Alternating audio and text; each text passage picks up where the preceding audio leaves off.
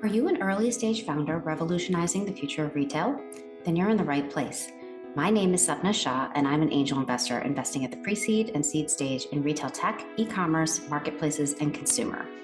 I'm also the founder of Retail X Series, an ecosystem to help early stage founders in the retail and consumer sectors. Retail X Series includes events, a YouTube channel, a Slack community, resources for founders, and this podcast. In this podcast, I interview founders, investors, and experts in the retail space, and we dig deep into the tactics around key topics that early stage founders want to hear about. Welcome to the Retail X podcast. Hello, everyone. Today's episode is about getting your product into Costco, even as a relatively young startup. It's not a spoiler to say that it's not easy. And our guest today, Michelle Razavi, is the founder and CEO of Elavi, a startup that specializes in gut-friendly, low-sugar dessert spreads. Michelle will tell us about her journey getting her product into Costco. Welcome to the podcast, Michelle. I'm so excited to be here. So excited to have you. So excited for this conversation. This is a great story, and I think our listening audience will learn a lot. So let's start with some background. Can you start off by telling us a little bit about you and your background before we get into the company? Definitely. Yeah. So my background prior to starting in Elavi was very much deep in e-commerce. So I worked at Eventbrite in tech and really understanding consumer journey and what gets a customer to convert. And that was early exposure to e-commerce. And then from there, went into working for digital agencies for content production and really understanding licensing and really working with talent. And then finally, ended up at Sephora Corporate on the innovation team, where I really learned everything I could about consumer and product and innovation, clean beauty. And that's what really got me excited about entrepreneurship, because I was also supporting their in-house entrepreneur incubator program and definitely caught the bug mentoring and supporting entrepreneurs in there. And all the while, I was a fitness instructor part-time and struggled personally with my health and finding convenient on-the-go packaged foods that I could trust, that were low sugar, but also gut friendly, as I noticed there was a gap in finding something that didn't upset my stomach with all of my food allergies, but also low glycemic, so that I wouldn't have that sugar crash or brain fog that we get from the sugar that's in a lot of our packaged foods. And really trying to solve my own personal problem, ended up creating products that solved my need, and then really quickly learned that I wasn't alone and that there was a larger market of consumers who also struggled with the similar pain points. And so Elavi was born from there, and 4 years later, we're now doing some really exciting things. So that's amazing. But tell us more, what is a gut-friendly, low-sugar dessert spread, and how do you use such a thing? Yeah, so I like to compare us to a healthier version of Nutella, just because it's easier for people to wrap their brain around, but it's so much more than that too. So all of our products are cashew butter based, and the way that we define gut friendly is that it's what's not in our products. I know there's a lot of buzzwords around gut friendly, and there's a lot of different definitions, whether it has probiotics or prebiotics. For us, it's what's not in the foods, because probiotics a lot of times in packaged foods and drinks die. So they're not really that efficacious. So it's what's not in it is dairy, gluten, sugar, alcohols, inflammatory oils, seed oils, fillers, soy, corn, ingredients that are in a lot of our packaged foods that are there to cheapen the product, that lengthen shelf life, that cut costs, but it's all at the cost of human health.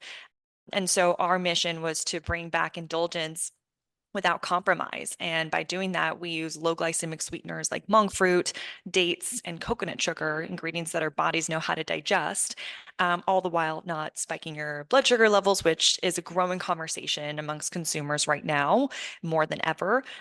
And it's void of these inflammatory ingredients that are in a lot of our foods. So it's really supporting our consumers' health while allowing them to indulge.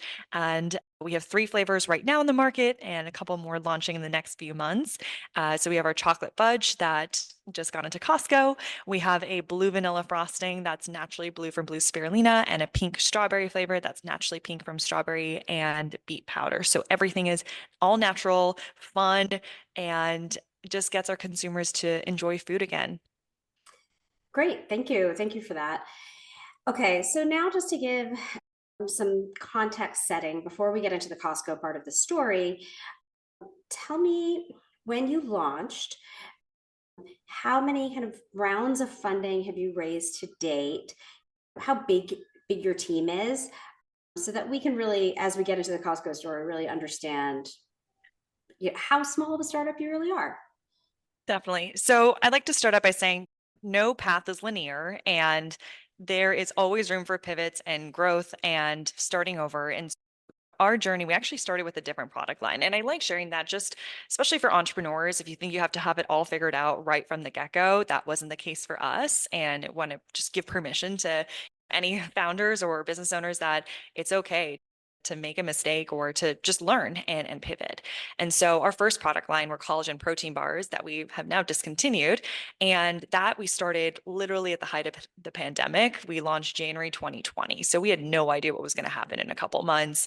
We had no idea like bars were going to decline for the first time in 10 years, but we held on and we were able to build that business to what it could be. Unfortunately, there's convergences happening of like the market changing, collagen starting to decline, and protein bars already being saturated. But the learnings we took were commercialization, product development, research and development, and really listening to our consumer throughout, asking for things that are plant-based, low sugar, low glycemic. Those are the trends permeating through as they were asking for more from us. And so applying those learnings, we launched our current product line, which are these low sugar dessert cashew butters. I want to say around 2021, end of 2021, so a little over 2 years ago. And that was an iterative process in and of itself. We had the wrong packaging. We started in go packs just to even test product market appetite for it. And throughout each production run, we'd make iterations based on consumer feedback. So our persistent theme has been consumer centric and really listening to the consumers. So from there, we were quickly getting feedback that consumers want the larger jar size. And we launched that right at the same time that we discontinued our protein bars. And that launched September of 2023. So not that long ago. At the time of this recording, it's like 5, 6 months. And right at that time, we were talking to Costco. And they were actually the partners that helped us accelerate the jar commercialization because that was the persistent thing of we love this product, we just want more of it. And so that's really the evolution of our product. In terms of our funding and our team structure, to date, we've raised a little over $1 million, which is really great considering women of color don't typically raise more than $1 million. So I just want to say it is possible, but Kudos. but it takes a lot of grit and resilience. And I won't sugarcoat it. It's miserable fundraising when you just want to operate, right? When you're so excited to build your business and run it, fundraising is daunting and exhausting. Fortunately, I have an amazing co-founder to help run the business alongside me. And to this date, we're still the only full-time employees for the company. We have a very lean team, and that was advised to us in addition to us needing to be in that structure by necessity as a lean capital resourced team.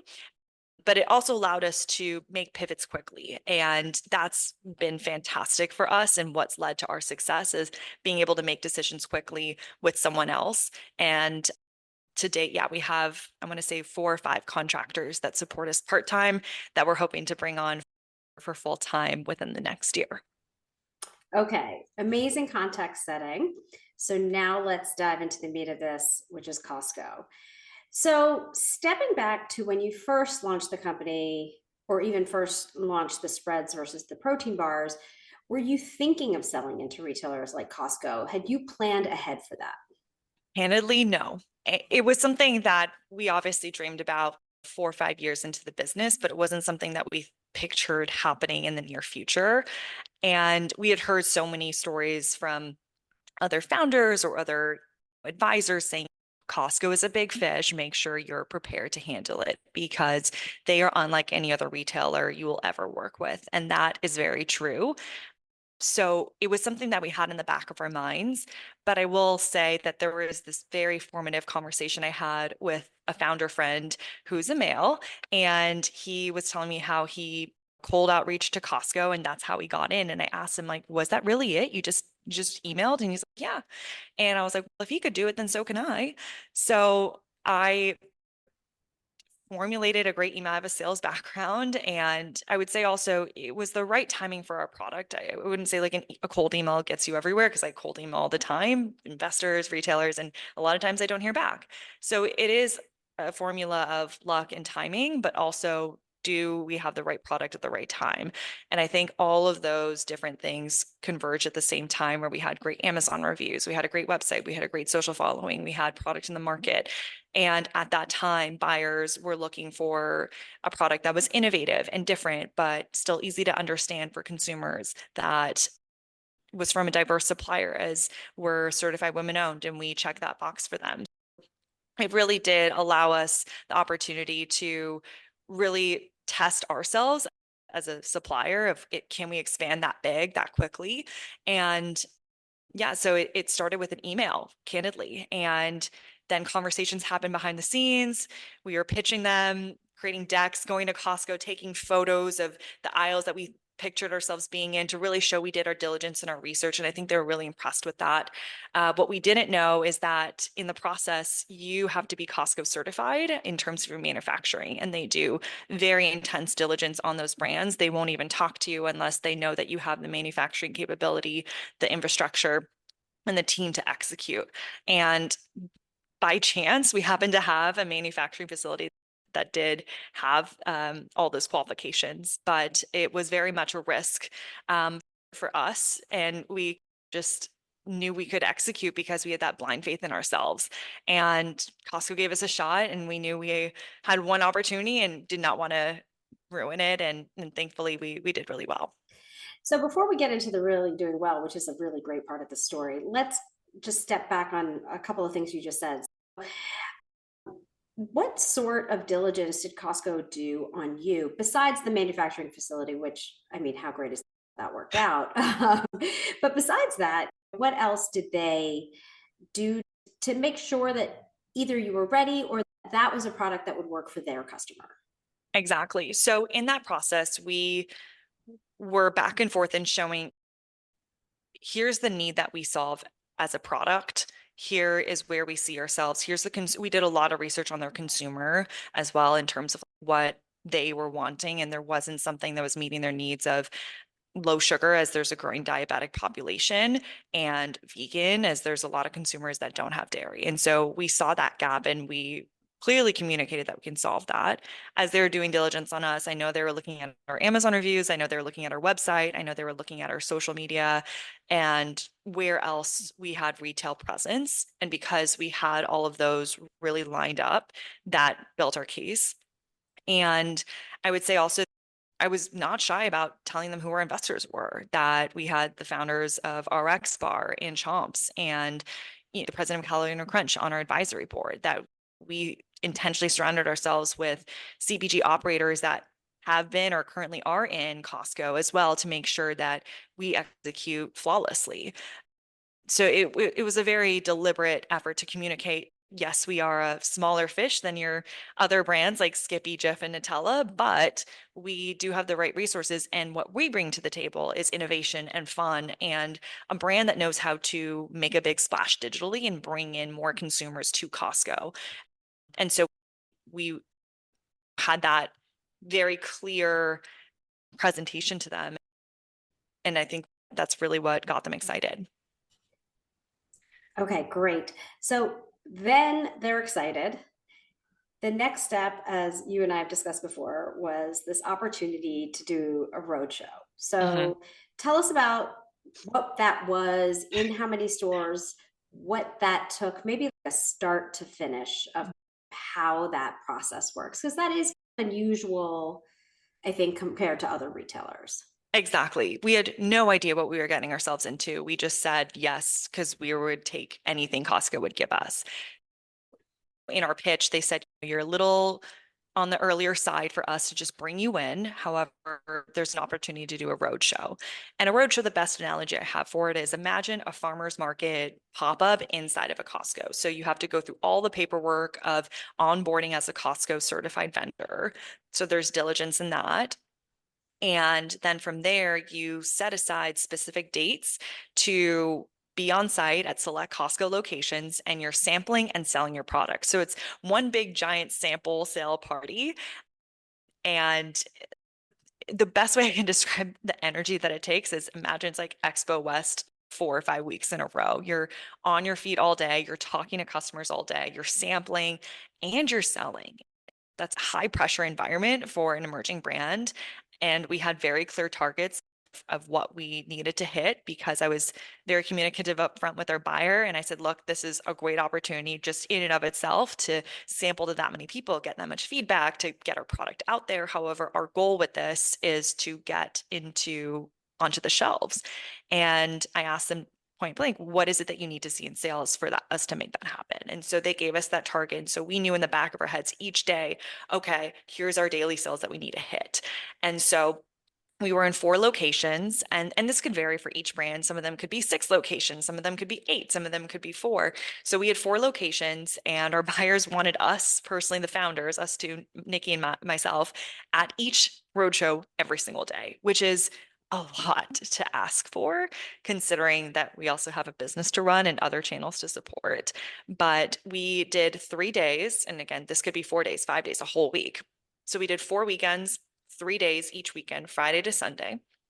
And each location was different, but it was within a region. So we did SoCal, which encompasses Los Angeles and Orange County. And we personally set up our booth, took it down every single day, brought in our products. It's you pack and you pack out. And it's unlike anything I've ever experienced in my life, but it's the single greatest thing an emerging brand can do, as painful and exhausting and intense as it is. It gets you this very unique opportunity to sample in front of your customers, see their reactions, see who your target consumer is, see how it resonates, see what doesn't work, see how to sell. And that was the greatest practice for us as founders, because, as I mentioned, we started our company in the pandemic. We couldn't sample. So we couldn't get all this like real time, immediate feedback. And so we would do debriefs at the end of the night, as exhausted as we were, and really take down all the notes. We're like, okay, this name did not resonate. Let's change our flavor this time. This packaging did not do well. This one line really hooked people. Let's use this in our marketing on ads later. And that was a great experience of itself. And then as a founder, it just gives you so much confidence in your product, knowing that you have a great product, knowing what does really well. So that afterwards, when we did the recap with our buyers, they were asking us, okay, how did it go? And we said, without a doubt, with all the data that we had, the chocolate fudge flavor was the clear winner. This makes sense because of X. This is the product that we want to bring in rotation, and we have the data to back it up. And that conversation was very easy, right? Because as intense as the roadshow was, it was actually necessary, because we had so much conviction that nobody could tell us otherwise about our product, because we're like, no, we were there. We sampled to 70,000 customers. Like, it was for sure this. And so that experience helped us solidify what is the offering for our Costco rotation. And from there, it was just a matter of months when we got our purchase order. And then from there, a couple months to launching on the shelves. That is such an amazing story. I want to just ask specifically, you mentioned that you asked them about a revenue target. At that time, were you talking to them about potential pricing into a PO and the margin that they're looking for? Had those conversations happened yet, or was that really more when you got into the PO process? That's a great question. So the way the Costco business model works, and this is just like a masterclass that I learned just from talking to so many people. So I hope this serves as value for many folks. Costco's business model is unlike any other retailer. They do not prioritize margin, because that's not how they make their revenue. They make their revenue from memberships. So they have such great loyalty with their memberships because of the value they pass on to their members. And so they're not trying to get 50, 60% margin the way your typical grocery store is. So they're more lenient on margin, where they'll probably sit around 10, 15, maybe 20 at the most margin, which is very low. Now, that being said, the brand is also making a lower margin too, but the volume makes up for it. Understanding the psychology of that made us okay as a brand, knowing that we're going to take a hit on our margin, but the opportunity for growth, for volume, for visibility was well worth it. And so as we were figuring out our price with our buyer, that was persistent in the conversations. She wanted to set us up for success, and we would go back and forth on pricing. We were literally at Expo West with the spreadsheet, like going back and forth on the offer for the bundle for our roadshow. And she pushed us. She's like, I need you to go down lower because she knows her category well, as all buyers do. And you have to have that respect and that communication of what do you think will do well, right? And that was very clear that it has to be pricing architecture is so important at Costco. And so we had an early exposure of what to expect from our margins, for their margins, for the like end price for the customer. And that was then very easily applicable to our rotation offering when we we're on the shelves. So that conversation was early in the roadshow. So we knew what to expect in terms of like margins because that was early in the roadshow. The same philosophy applies. I would say it really set us up for understanding, okay, here's where to spend and here's like where to make sure that we're prioritizing the best experience. And it just is such a great exercise for any founder to go through what does margin manipulation look like at different scales, and can you make something profitable? Yeah, that's really helpful because I think you're right. You can't think about Costco in the same way on a margin front as you think about other retailers. And I think that's really helpful information. So I want to talk about one more thing in the roadshow before we get to the PO, which is that you and your co-founder basically spend all these weekends doing all the sampling. You didn't hire an agency or temps and other people to help you. Yes, Costco wanted you there, but could you have done this a different way? Would you have, looking back, would you have done it a different way? Yeah. If we had more capital, yes, we would have loved to hire more help. We would have loved to not kill ourselves and be so exhausted at the end of this and feel like we were delirious at the end of all this. But the reality is that female founders, especially women of color founders, get less capital than other founders. And that was something that I didn't want let us hold us back from great opportunities.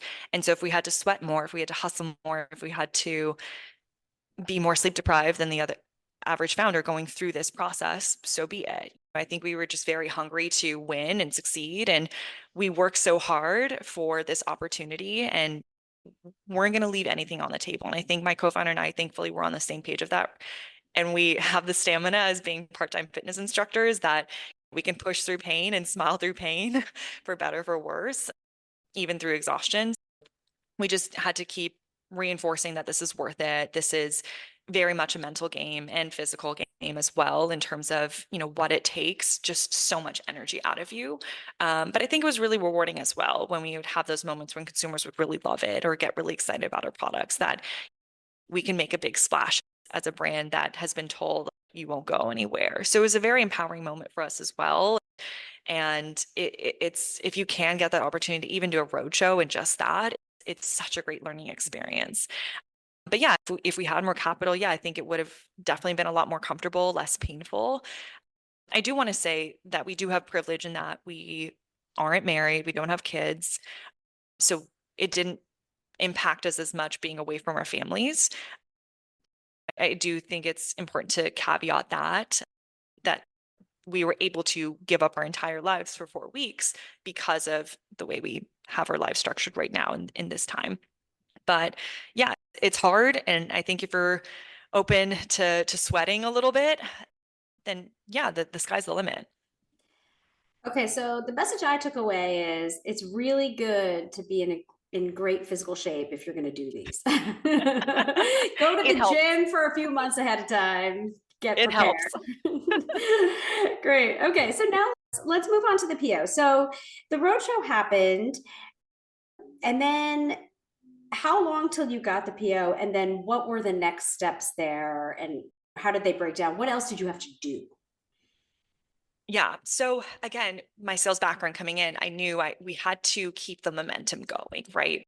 With anything successful, you want to build on that success and get everyone excited. So as soon as we hit our numbers, we were very deliberate of building a beautiful sales deck and leveraging our advisors such as the founder of Chomps and their team, they were helping us with our retail deck to recap, here's our sales data. From there, we are very clear in our presentation post roadshow, we want to be in line. What would that look like? And we made a very compelling argument where we met all the metrics and the targets and exceeded them. And they said, okay, we'd love to bring you in. And in our minds, we had heard from previous conversations, it wouldn't be until spring of 2024. And these conversations were happening August 2023, just for context. So then when they said, actually, can you do January 2024? Launching the beginning of the year, we looked at each other and we're like, yes, even though we had no idea how we're going to pull it off. And we just said, yes, we'll figure it out. And so from there, it was about a month of onboarding with just redoing all of our vendor onboarding docs, which take forever. And I have to shout out Nikki, my co-founder, for going through all of that. And then you had to get EDI set up, which is the system that connects to retailers for ordering. So it's just a lot of logistics that we had to set up back and forth. Then we had to communicate with our co-packer, hey, we actually have this huge opportunity. Can you go faster in producing this for us? He was thrilled and excited. So he very much moved things around to help us accommodate that. So having a good relationship with your co-packer definitely helps. And then we went to our investors asking for support to help us finance the purchase order and also help us with acquiring capital for the marketing spend that would go into it. And again, because we have maintained good relationships with our existing investors, have provided them with updates, and they were really excited. They wanted to see us win. They said, absolutely, we'll come in for extra to help you support this. And so we were able to get inventory financing at an amazing rate, which is very generous of our investors because of how terrible the market is right now for inventory financing. We were able to get some great support from our existing angels. And yeah, we just planned out production, and you provide Costco with your lead time. So it's not like they would say, okay, we need it tomorrow. You communicate in advance, hey, we need about 8 weeks or 12 weeks or however long, and they respect that. And because it's Costco, getting inventory financing is a lot easier because it's a reliable partner and it's direct business. So it's more profitable. Yeah, from there, we set on a date. We said, okay, we could do January once we made sure we had all of our ducks in a row. And then from there, just went through the whole process of beginning to end. You have to re-engineer all of your packaging. It's very different for Costco. So what you sell on Amazon will not sell on Costco, as you have to provide them with a better value. So that could be a completely new container size that will be provided to the members. You have to create a separate tray that displays, and just the time and energy that goes into how your display on your pallet goes is insane. But Costco is very particular about the presentation of everything, and they have so many rules. You have to buy their special pallets. Everything is by the book. And that was a learning curve for us because we'd never seen anything like this before. But yeah, it's every single moving piece you have to have in line, and we're able to do it in just a matter of months. That's amazing and such good information. So we are sitting here towards the end of February 2024. You launched in January 2024. How many stores did you launch in, and how's it going? We launched in 15 warehouse locations in Southern California, spanning from San Luis Obispo all the way down to Orange County. And it's going really well. We actually just had our buyer email us today asking if we had just 20 extra pallets on hand to extend our rotation. Unfortunately, which is a huge honor that they wanted to expand right away. Unfortunately, we don't just have 20 pallets of product lying around.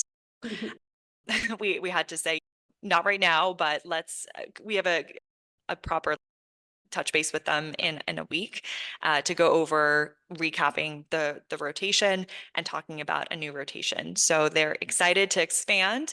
We don't know the exact number or the exact dates that's to come, but yeah, it was a hit. But I'd be remiss to say that Nikki and myself did not hustle for this throughout, in that we invested in demos every single weekend for the first 4 weeks. We were personally visiting every single Costco we could to make sure we had the right display. The pallet was out. There was one location I went to, I think I visited 4 Costco's in one day, and one of our pallets just was missing. So I had to be on site, work with the merchandising team to bring our palette out. And that happens. And that hands-on touch that my co-founder and I have with the business is instrumental at this stage, because we don't have teams that we can send out to go and check our products.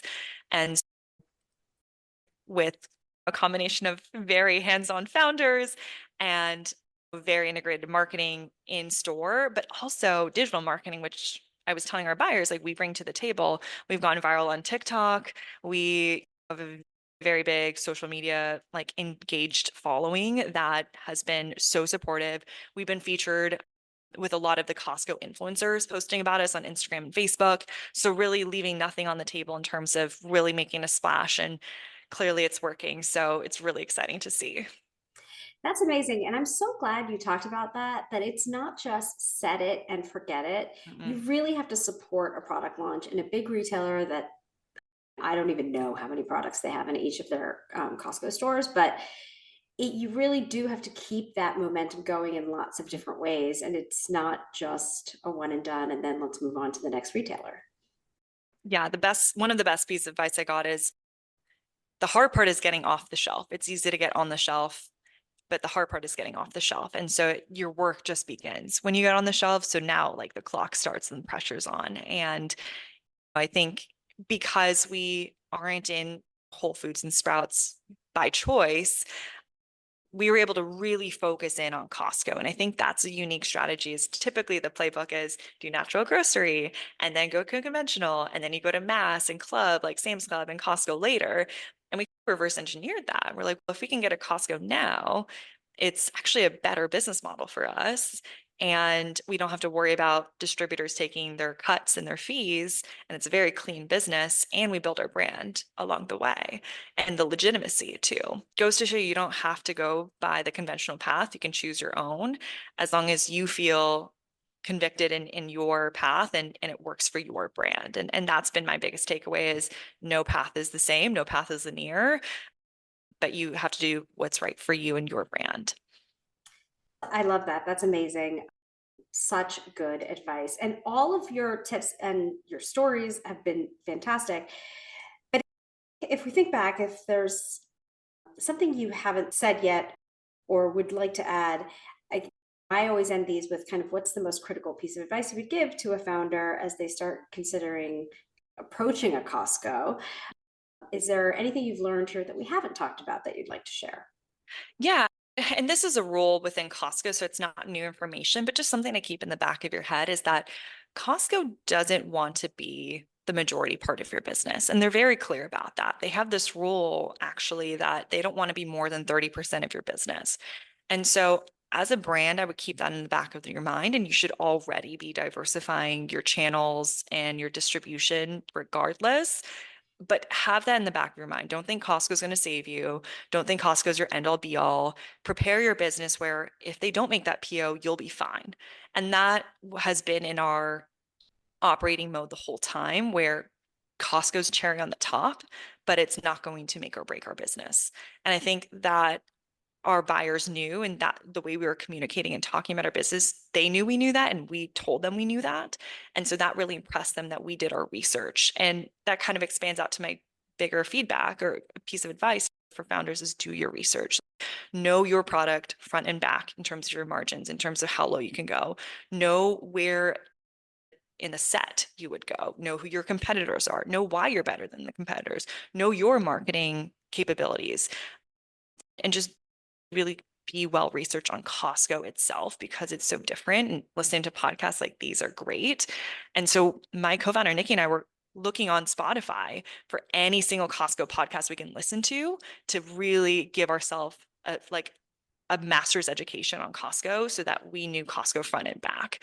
And I would say, yeah, that's the best piece of advice is really know your buyer, know your target consumer, know everything about your retail location, so that you are so much of an expert that they won't question you without a doubt.